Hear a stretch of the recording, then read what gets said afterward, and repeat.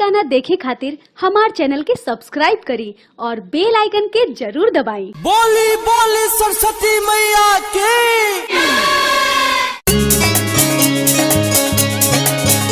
हमरा love for gift love for gift पात्रिका डालानी म्यूजिक डायरेक्टर बेदर्दी विशाल। हमरा लव फॉर गिफ्ट पात्रिका डालानी सरस्वती माही नजरी घुमा दी हो हमरा लह भर की पासी काटी हो सरस्वती माही नजरी घुमा दी हो हमरा लह भर की पासी काटी हो विद्या के दाता ये हो सरस्वती माता ज्ञान हमारा लह भर के दी हो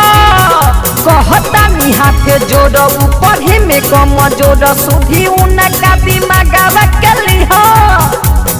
मूर्ति ले आई कर पूजाई हो साल तोहरे माई सरस्वती माई नजरी घुमा दी हो हमरा लह भर की पासी काटा दी हो हमरा लह भर की लव भर की पासी काटा दी हो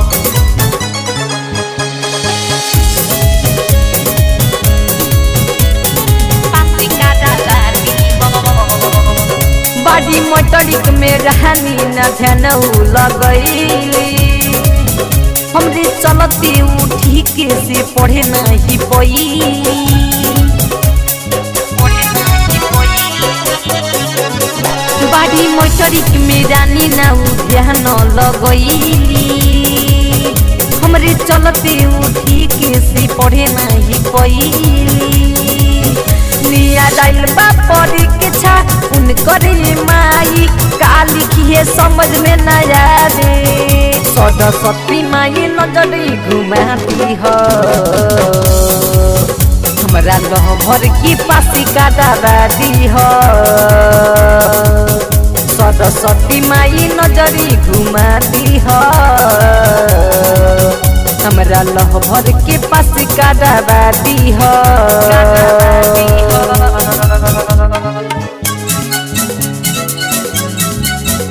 हमरा love for gift love for gift पात्रिका डालानी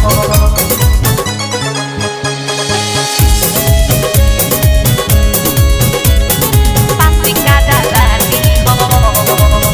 बड़ी दुविधा में पड़ल ए माई मोर लभर जी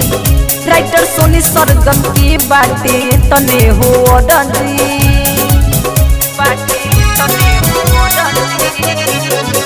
बड़ी दुविधा में पड़ल ए माई मोर लभर जी राइटर सोनी सरगम के बाटे ये तने हो अडजी रणजीव दीवाना ये सुन लो बिनती होखे फैलना रनिया हमार सरस्वती माई नजरी घुमाती हो हमरा लह भर की पासी काटी हो सरस्वती माई नजरी घुमा दी हो हमरा लह भर के पासी काटी हो।